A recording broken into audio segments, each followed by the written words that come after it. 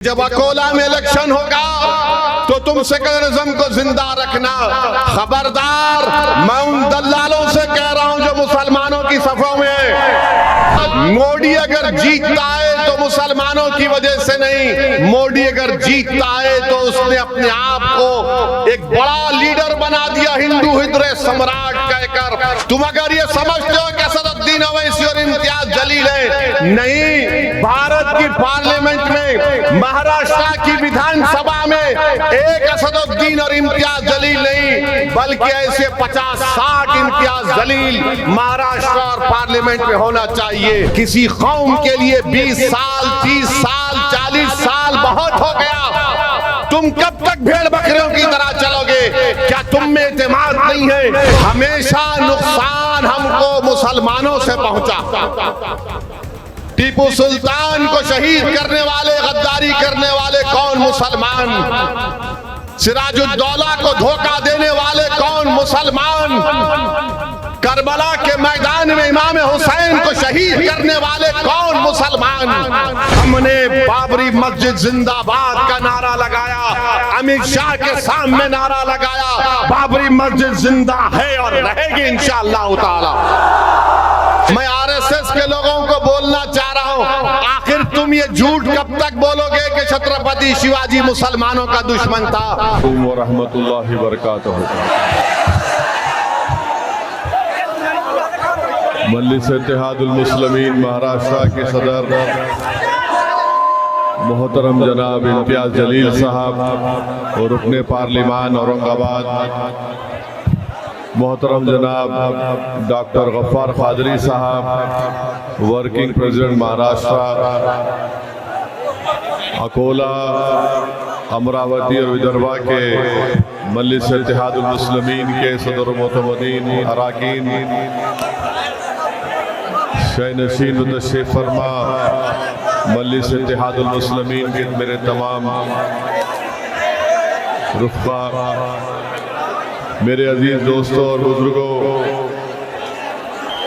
क्योंकि सिर्फ आधे घंटे का वक्त है, मैं ये चाहूँगा कि आप मेरी बात को सुने, समझें और यहाँ से आप एक पैगाम और फिक्र लेकर उठें, ताकि आप तमाम लोग महाराष्ट्र में मजलिस इत्तेहादुल मुस्लिमीन को मजबूत करें।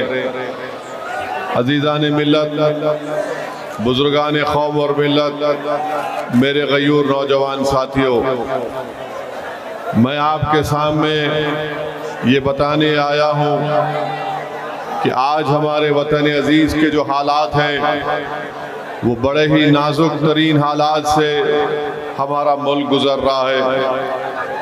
और मैंने पहले ही कहा था आप तमाम से कि एक अंधेरी रात है और ये रात बड़ी लंबी रहने वाली है। हम हमेशा इस बात को कह रहे थे कि भारत की सबसे बड़ी अक़लियत मुसलमान और दलित को मिलकर इस अंधेरी रात का खात्मा करना ज़रूरी है। मगर अफसोस इस बात का है कि असदुद्दीन ओवैसी के जलसों में लोग हजारों की तादाद में आते ज़रूर हैं, मगर जब अमल करने का वक्त आता है आप लोग पसोपेश का शिकार हो जाते हैं। मेरे अजीज दोस्तों, बुजुर्गों, मैं आपके सामने खुलकर कह रहा हूँ, मैं आपको बता रहा हूँ, मेरी इस बात को आप जहन नशीन कर लीजिए कि आज भारत में मैंने जो बात पार्लियामेंट में कही थी वो आज आपके सामने कहना चाहता हूं कि आज भारत में जो 17 करोड़ मुसलमान हैं,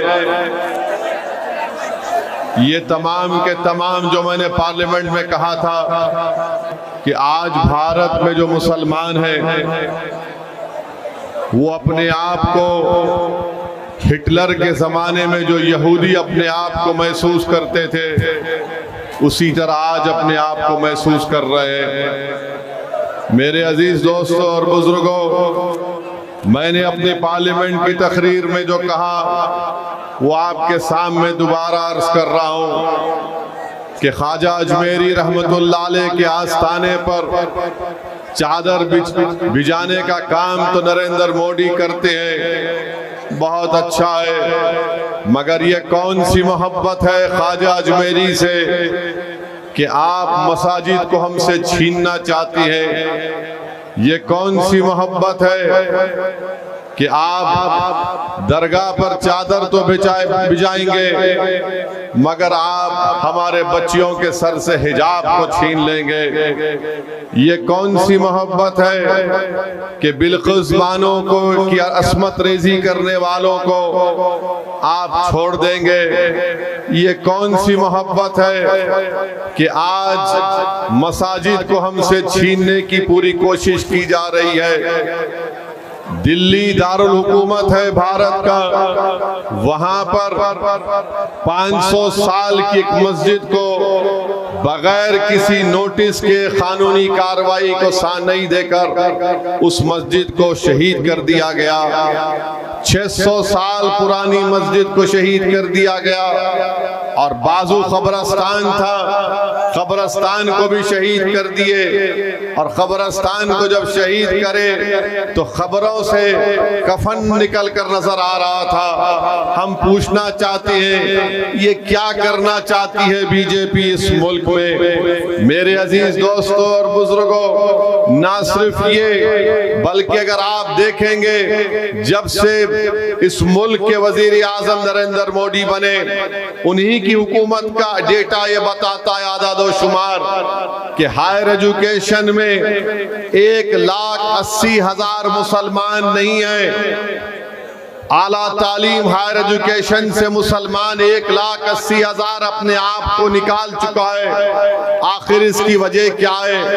आखिर क्यों नरेंद्र मोदी सबका साथ सबका विकास विश्वास की बात करते हैं और प्री मैट्रिक स्कॉलरशिप को 9वीं क्लास से शुरू करते हैं, जबकि सारी दुनिया जानती है कि मुसलमान का बच्चा और बेटी प्राइमरी एजुकेशन में 4वीं-5वीं जमात से ही उनका ड्रॉप आउट शुरू होता है। तो भारत के वजीर आजम 9th क्लास से प्री मैट्रिक स्कॉलरशिप को देते हैं। मौलाना आजाद फाउंडेशन को खत्म करके रख दिया, मदरसा मॉडर्नाइजेशन को खत्म करके रख दिया। मेरे अजीज दोस्तों और बुजुर्गों, आज हम देखते हैं कि हमको का ज्ञानवापी मस्जिद में क्या हो रहा है और फिर बड़ी बेबाकी के साथ वजीर आजम और उनकी पार्टी कहती है कि 22 जनवरी इस मुल्क का तारीखी दिन था। मैं पार्लियामेंट में खड़े होकर कहा कि अगर 22 जनवरी तारीखी दिन था तो उस तारीखी दिन की बुनियाद 6 दिसंबर 92 को रखी गई। 22 जनवरी अगर तारीखी दिन था तो उसकी बुनियाद 1986 में ताले खोल कर रखी गई। 22 जनवरी अगर तारीखी दिन था तो जीबी पंत ने मस्जिद के अंदर जो मूर्तियां रखी गई उसको नहीं निकालकर 22 जनवरी को मुमकिन बनाया। 22 जनवरी मुमकिन इसलिए हुआ कि सुप्रीम कोर्ट ने आस्था की बुनियाद पर फैसला देकर पूरे मुल्क को एक पैगाम दे दिया कि आस्था बड़ी है और एविडेंस को कोई देखा नहीं जाएगा। मेरे अजीज दोस्तों और बुजुर्गों, मैं आपसे अपील कर रहा हूं, गुजारिश कर रहा हूं कि खुदा के लिए अपनी अपनी मस्जिदों को आबाद रखो। जब मैंने ये बात कही तो मुखालिफीन मजलिस ने मुझ पर इल्जाम लगाया और कहा कि मैं असदुद्दीन अवैसी खौफ पैदा करना चाहता है। मैं खौफ नहीं पैदा कर रहा हूं, मैं बहैसियत एक मुसलमान मेरा दीनी फरीजा पूरा कर रहा हूं। बहैसियत एक भारत के शहरी के आपसे अपील कर रहा हूं कि भारत के संविधान में फ्रीडम ऑफ रिलीजन एक फंडामेंटल राइट है, डिग्निटी एक फंडामेंटल राइट है और बीजेपी आरएसएस ये चाहती है कि हमसे हमारी डिग्निटी को छीन लिया जाए। मेरे अजीज दोस्तों और बुजुर्गों, आखिर कब आप लोग बेदार होंगे? क्या आप क़यामत आएगी तो जब बेदार होंगे और अपने वोट का सही इस्तेमाल करेंगे। याद रखो भारत के मुसलमानों, मेरी इस बात को ज़हन नशीन कर लो कि बीजेपी को रोकने की जिम्मेदारी सिर्फ 17 करोड़ मुसलमानों की नहीं है। बीजेपी को रोकने की जिम्मेदारी हर समुदाय के जिम्मेदारों की है, मगर हम ये समझते हैं कि सिर्फ हमारी जिम्मेदारी है। अरे बताओ, आखिर कब तक आप इन्हीं सियासी हरकतों पर अमल करते रहेंगे? बताइए, भारत की पार्लियामेंट में कितने मुसलमान एमपी हैं? 17 करोड़ तुम्हारी आबादी है, 14% है। आप 5% आपके एमपी नहीं है, 5% भी आपके एमपी नहीं है। और आपसे कहा जाता है आकर कि जब अकोला में इलेक्शन होगा तो तुम सेकुलरिज्म को जिंदा रखना। खबरदार, मैं उन दल्लालों से कह रहा हूं जो मुसलमानों की सफों में है। मैं उन चौधरियों से कह रहा हूं जो दिल्ली में बैठकर हमारे इत्तेहाद का सौदा करते हैं। अरे तुमको क्या अल्लाह का खौफ नहीं है? तुम कब तक मुसलमानों का ठेका लेकर नुकसान पहुंचाओगे? अरे बताओ तुम इन लोगों को कि आज मोदी अगर जीतता है तो मुसलमानों की वजह से नहीं, मोदी अगर जीतता है तो उसने अपने आप को एक बड़ा लीडर बना दिया, हिंदू हृदय सम्राट कहकर वो तमाम मेजॉरिटी कम्युनिटी को एक करने की कोशिश कर रहा है। अरे नरेंद्र मोदी ने भारत में, भारत की सियासत में मुसलमानों को मार्जिनलाइज करके रख दिया। आज भारत की सियासत में नक्शे में तुम कहीं पर नहीं हो। तुम अकोला की सरजमीन पे हजारों की तादाद में इस गुनाहगार और दीवाने की बात सुनने आए हो, मगर मेरे भाई बताओ, तुम्हारा भारत की सियासत में कहां है तुम्हारा निशान? बताओ। तुम अगर ये समझते हो कि असदुद्दीन ओवैसी और इम्तियाज जलील है, नहीं, भारत की पार्लियामेंट में, महाराष्ट्र की विधानसभा में एक असदुद्दीन और इम्तियाज जलील नहीं, बल्कि ऐसे 50-60 इम्तियाज जलील महाराष्ट्र और पार्लियामेंट में होना चाहिए। क्यों नहीं हो रहा है? क्योंकि तुम मुत्तहिद नहीं हो। तुम यहाँ जलसे में आ गए हो, तुम नारे लगा रहे हो, मगर जब वोट डालने की बात आती तो तुम्हारे दिमाग में एक चीज डाल दी गई है, सेकुलरिज्म, सेकुलरिज्म।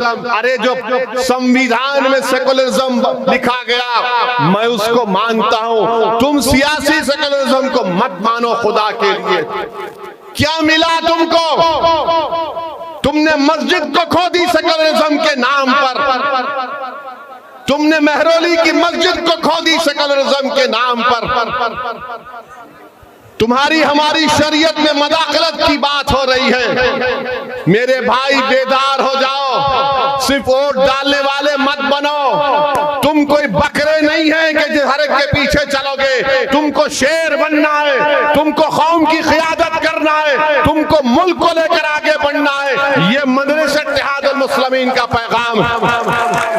हम कोई भेड़ बकरियां नहीं है कि कोई लकड़ी लेके आ गए, चल हमारे पीछे चल। अरे बहुत चले, किसी कौम के लिए 20 साल, 30 साल, 40 साल बहुत हो गया। तुम कब तक भेड़ बकरियों की तरह चलोगे? क्या तुम में एतमाद नहीं है? क्या तुम में कॉन्फिडेंस नहीं है? क्या तुम मुल्क की क़ियादत नहीं कर सकते? क्या तुम लीडर नहीं बन सकते? क्या तुम असदुद्दीन ओवैसी से बेहतर कायद नहीं बन सकते? तुम बन सकते, सिर्फ शर्त यह है कि तुम अपने आप में एतमाद पैदा करो। थाली मारने के लिए नहीं कह रहा हूं, थाली मारने के लिए नहीं कह रहा हूं। मैं चाहूंगा कि मेरी आंख बंद होने से पहले तुम लीडर बनो, तुम मुसलमानों के कायद बनो, तुम इस गरीब कौम के इंसाफ के लिए लड़ो। और अगर तुम सिर्फ वोट डालने वाले बनना चाहते तो कुछ नहीं होने वाला है, कुछ भी नहीं होने वाला है। एक मस्जिद चले गई, खुदा ना खास्ता कई मसाजिद चले जाएंगे। कल शरीयत में मदाखलत हो जाएगी, बच्चे थोड़े जेल में हैं, कल पूरे जेल में चले जाएंगे। बताओ मेरे भाई, अब आप क्या करने वाले हैं? आप क्या वोट डालेंगे या वोट लेंगे? बताओ मुझे, आप वोट लेंगे या वोट डालते रहेंगे? बताओ आप। कितने लोग वोट लेना चाहते हैं?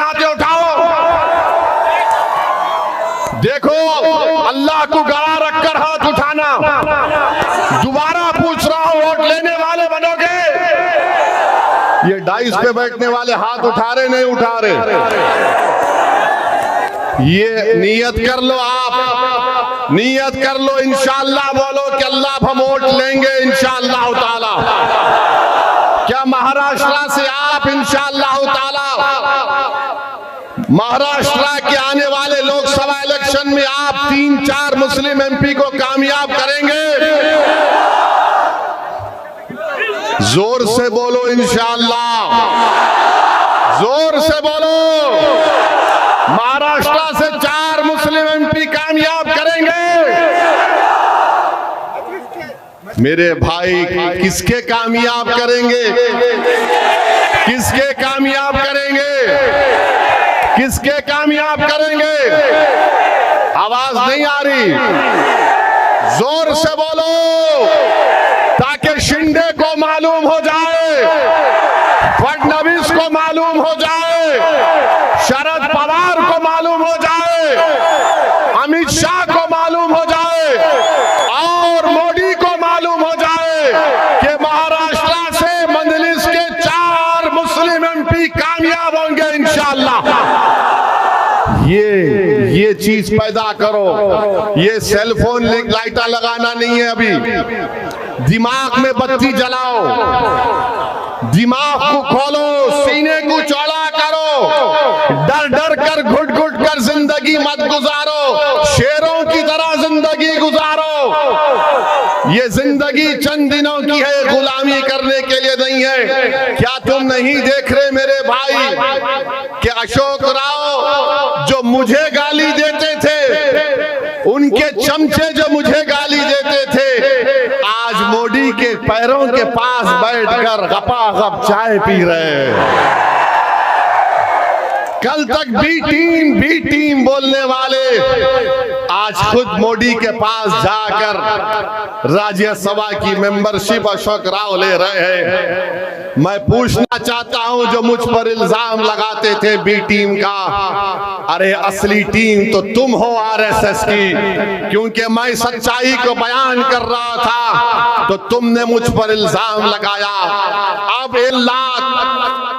जिसको कहा गया कि इंदिरा गांधी का तीसरा बेटा, ये मैं नहीं कह रहा, उनका लीडर बोला, वो भी मुझे गाली देता था।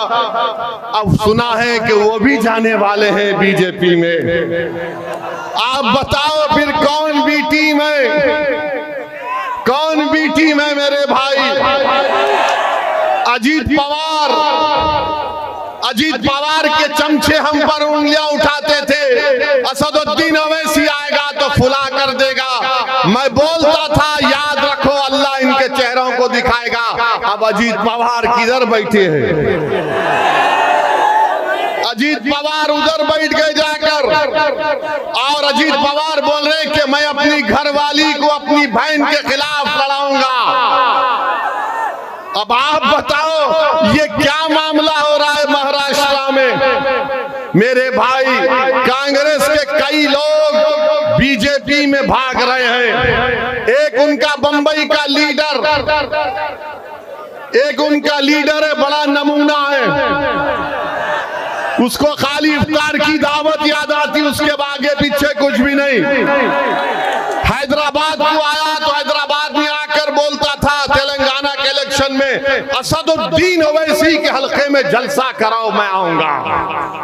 मजलिस के खिलाफ करो, मजलिस को रोको। अरे बेशरम, 1.5 महीने में तू चला गया बीजेपी के साथ। कहां गया तुम्हारा वो ईमान और खीरत की बातें करने वाले?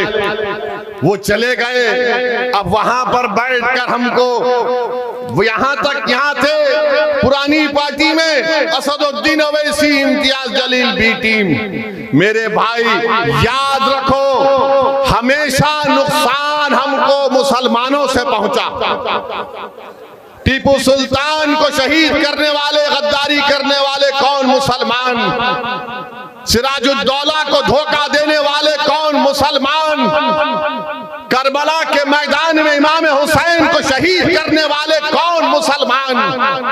करबला के मैदान में आले रसूल पर पानी बंद करने वाले कौन मुसलमान इमाम हुसैन के साथ नमाज साथ पढ़ते और नमाज के बाद तलवार उठाते। मेरे भाई याद रखो, अपने सफों में जो मुनाफिकीन छुपे हुए उनको पहचानो।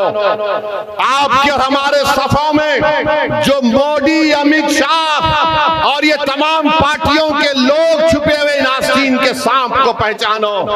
इनको तुम पहचान लो, कामयाबी तुम्हारे कदम को चूम लेगी।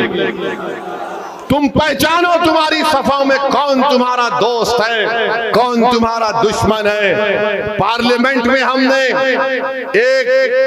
एक मुस्लिम एमपी हैं, किसी और पार्टी के नाम नहीं लूंगा, पार्लियामेंट में बहस हो रही थी, मुझे फोन किए ओवैसी साहब आजा पार्लियामेंट जा रहे। मैंने कहा जाऊंगा, आखिरी दिन है। बोले वो डिबेट हो रही उसके ऊपर, मैं आपकी तकरीर सुनूंगा। मैं आप भी आओ, आकर बैठो। बोले नहीं नहीं, हमारी पार्टी बोली नहीं जाना।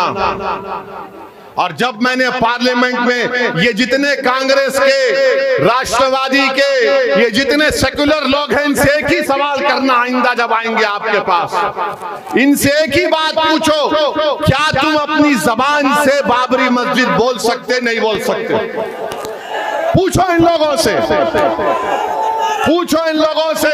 हम जब पार्लियामेंट में खड़े होकर बोले हमारा ईमान क्या है मुसलमानों का, एक जगह जिस जगह मस्जिद बन गई, मस्जिद है, रहेगी, और जब क़यामत आएगी तो अल्लाह पहले दुनिया के मसाजिद को उठा लेगा, उसके बाद दुनिया का खात्मा होगा। कैसे खात्मा होगा? मसाजिद उठाई जाएंगी, आसमान को चादर की तरह अल्लाह पलट देगा, समंदरों से आग निकलेगी, 6 महीने का बच्चा, उसके सर के बाल सफेद हो जाएंगे। ये क़यामत के आसारात हैं। आपसे कह रहा हूं, हमने बाबरी मस्जिद जिंदाबाद का नारा लगाया, अमित शाह के सामने नारा लगाया, बाबरी मस्जिद जिंदा है और रहेगी इंशाअल्लाह ताला। ये नहीं बोल सकेंगे। अब ये बात क्या बोलेंगे सेकुलर पार्टी गठबंधन के लोग, महाविकास के, ये भड़काऊ भाषण देता है। अरे भड़काऊ भाषण नहीं दे रहा हूं। क्या तुम्हारे दिलों में जो जज्बात छुपे हुए मैं उसको बयान कर रहा हूं या नहीं कर रहा हूं? बताओ मुझे। क्या तुम्हारे दिलों में बाबरी मस्जिद है या नहीं है? बताओ मुझे। तुम्हारे दिलों में तकलीफ है नहीं है बाबरी मस्जिद की? बताओ मुझे। अगर है तो नारा लगाओ मेरे साथ, नारे तकबीर। अब कल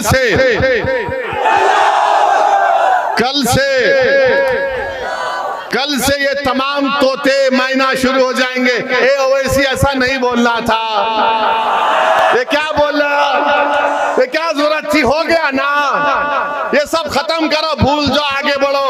अरे तू अपने बाप को, अपनी अम्मा को नहीं भूल सकता तो मैं अपनी मस्जिद को भूलूंगा? भूल जाना है, खत्म कर। क्या कितना 30 साल हो गया? अरे 30 साल नहीं, यहूदी क्या करते? हिटलर ने 6 मिलियन 60 लाख यहूदियों को कत्ल किया। कब किया? 1930 में। हम 2024 में आ गए। हर साल यहूदी जू हॉलोकॉस्ट को याद रखते हैं, तो भारत के मुसलमानों को भी 6 दिसंबर को याद रखना पड़ेगा। अगर तुम 6 दिसंबर को भूल जाओगे, नौजवानों तुम नहीं देखे हम देखे, अगर तुम 6 दिसंबर को भूल जाओगे तो खुदा ना खास्ता तुम्हारी जिंदगी में फिर 6 दिसंबर ना हो जाए। खुदा ना खास्ता तुम्हारी जिंदगियों में फिर 6 दिसंबर ना हो जाए। मेरे अजीज दोस्तों और बुजुर्गों, अब आप देख रहे महाराष्ट्र में कोई सेकुलर नहीं रहा, कोई सेकुलर नहीं रहा। उद्धव ठाकरे कहते हैं कि हम खुश हैं कि हमने 6 दिसंबर को मस्जिद को तोड़ा। और उद्धव ठाकरे के साथ कौन है? शरद पवार साहिब, कांग्रेस के लीडर। और यही कांग्रेस आकर बोलेगी अरे भाई बचा लो। अरे आप हमको बोल रहे, अपने आप को तो बचा लो। पंजाब में सिद्धू जा रहा है, सुना बीजेपी में, वो लाफ्टर शो का होस्ट, वो जा रहे हैं बीजेपी में, कांग्रेस में फिर क्या होगा ये कांग्रेस पार्टी वाले बताएंगे देश को।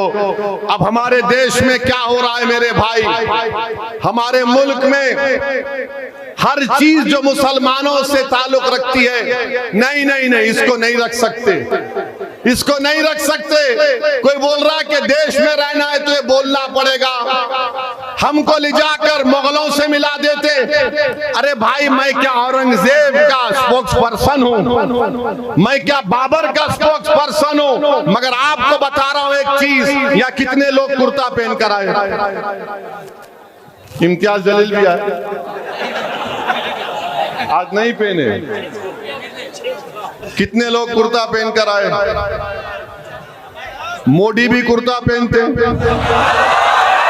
पहनते ना, उद्धव ठाकरे भी कुर्ता पहनते ना।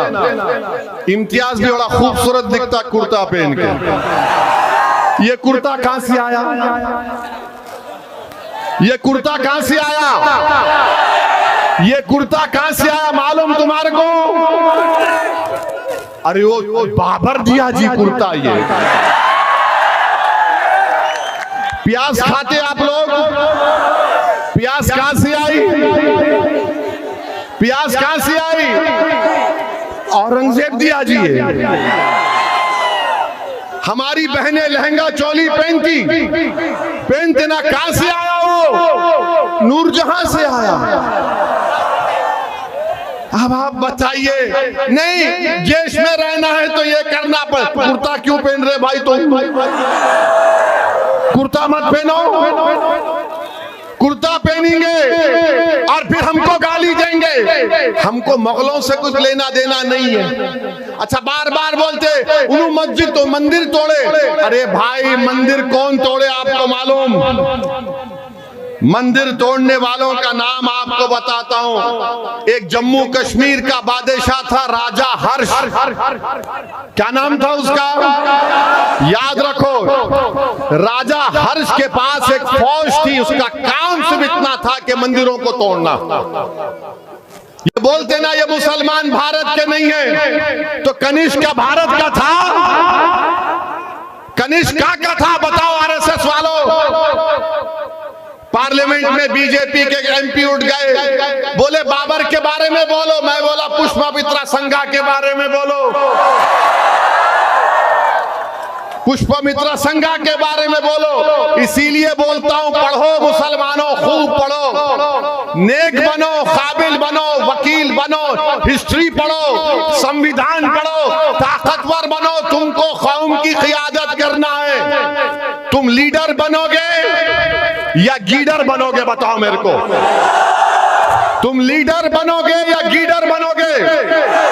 तो लीडर बनने के लिए पढ़ना पड़ेगा, तुमको ताकतवर बनना पड़ेगा, मस्जिदों को आबाद करना पड़ेगा। अगर तुम सिर्फ सिगरेट मार के, पान खा के, गुटखा खा के, चुट्टा मारे तो लीडर नहीं बनते, तुम गीडर बनोगे। तुमको अगर कौम की क़ियादत करना है तो अपने दिलों में अल्लाह का खौफ पैदा करो।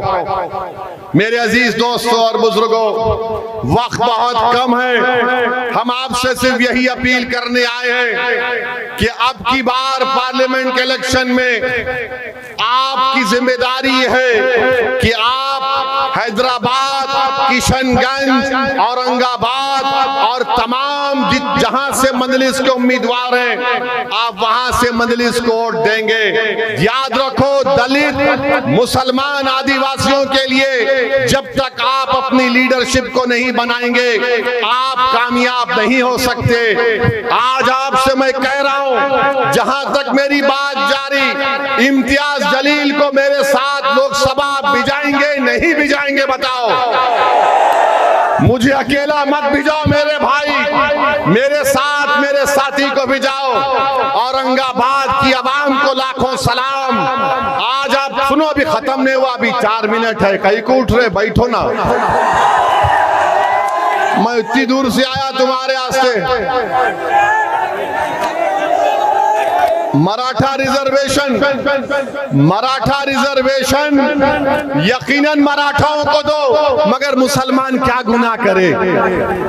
मुसलमानों में जो बैकवर्ड क्लास है दो। मैं हमारे मराठा भाइयों को मुबारकबाद देता हूं कि कल शिवाजी, छत्रपति शिवाजी की जयंती है। मैं आरएसएस के लोगों को बोलना चाह रहा हूं, आखिर तुम ये झूठ कब तक बोलोगे कि छत्रपति शिवाजी मुसलमानों का दुश्मन था? छत्रपति शिवाजी के पास 13 मुसलमान जनरल थे, उनका लॉ मिनिस्टर मुसलमान था, तोप का मिनिस्टर मुसलमान था। शिवाजी एक सूफी के पास बराबर जाते थे, तो शिवाजी मुगलों के खिलाफ था, छत्रपति शिवाजी इस्लाम के खिलाफ नहीं था। छत्रपति शिवाजी इस्लाम के खिलाफ नहीं थे, वो तो गरीब और मजलूमों का एक बहुत बड़ा बादशाह था। मेरे अजीज दोस्तों और बुजुर्गों, ये आरएसएस की कोशिश है कि शिवाजी मुसलमानों के खिलाफ था।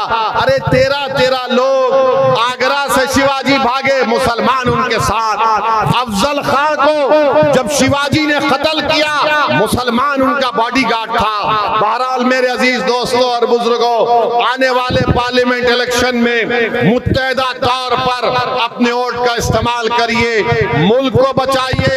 हम और आप पूरी कोशिश करेंगे कि तीसरी मर्तबा भारत का वजीर आजम नरेंद्र मोदी ना बने। क्या आप और हम मिलकर कोशिश करेंगे कि हम रोकेंगे नरेंद्र मोदी को प्राइम मिनिस्टर बनने से? आप मंजलिस के 4 एमपी को कामयाब करेंगे महाराष्ट्र से, इम्तियाज जलील को कामयाब करेंगे।